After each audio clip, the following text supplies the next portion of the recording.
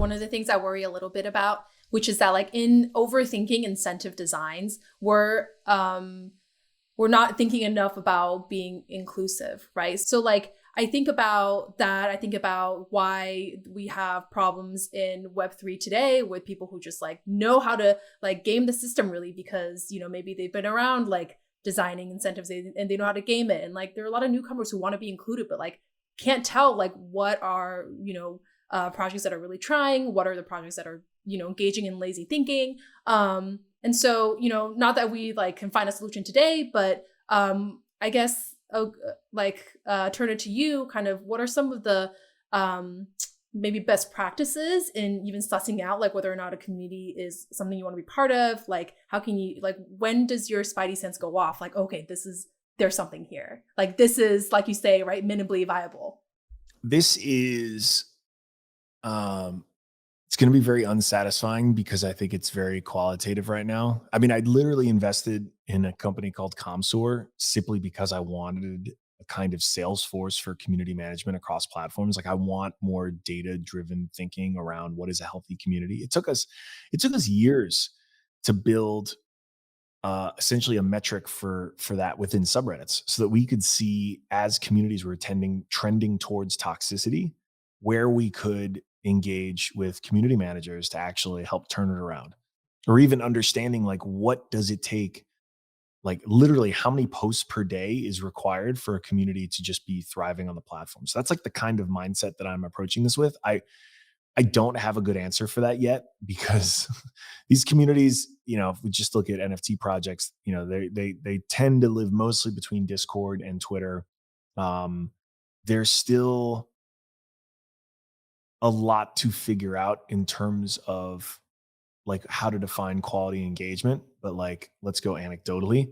You know, I'm looking for folks who are putting intention and effort, like actually just literally spending time. This is almost like, I don't know, is an anthropologist who embeds themselves in a society and just kind of chills and watches. Like it's almost anthropological work. You're spending time in the Discord, you're spending time following the hashtag, you're just looking, you're just watching. And I think in particular, folks with higher EQ will find even more success here because they have a kind of, I don't know, just a better emotional intelligence when it comes to seeing like are real bonds being formed, are people like, yes, there's in jokes, there's memes, there's culture, but like what are the stories people are telling to one another? What are the stories about, you know, what this project means for them? What are they doing? Are they creating their own, right? I guess depends on licensing issues. Are they creating their own versions to wear on their chests? Are they getting tattoos? Are they doing the things that show a stronger sense of tribalism and identity and sort of the best ways of it? And also like, is the team behind it really building something? Being an early stage investor, this feels again like a bit of an unfair advantage because I'm looking for a lot of the same characteristics one would look for in an early stage company where they don't have a product yet, or it's a, you know, basic one. You're really betting on the team and the vision and the roadmap, and if they're capable of executing on it. And I do think, look, fun thing, the muscles that one needs to do investing, especially early stage investing, are going to be exercised by a whole ton of people now. Like I joke, but I'm kind of serious that everyone is a VC now, and certainly everyone in crypto. And I think that trend will continue.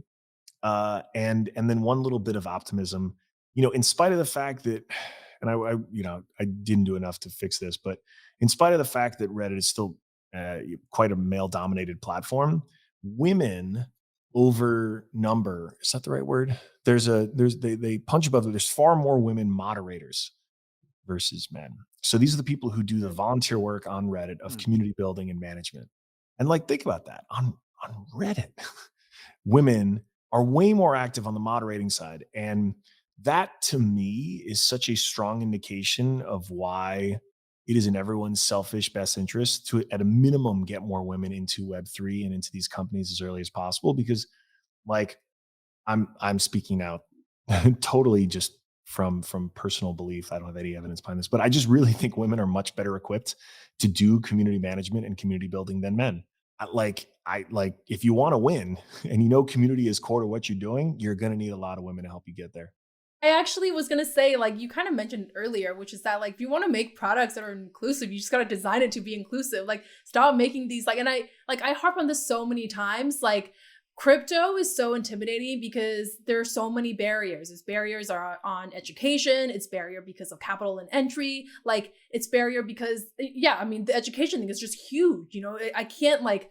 Honestly cannot harp on this enough. Like, if you want to make products for people to use, it just needs to be intuitive.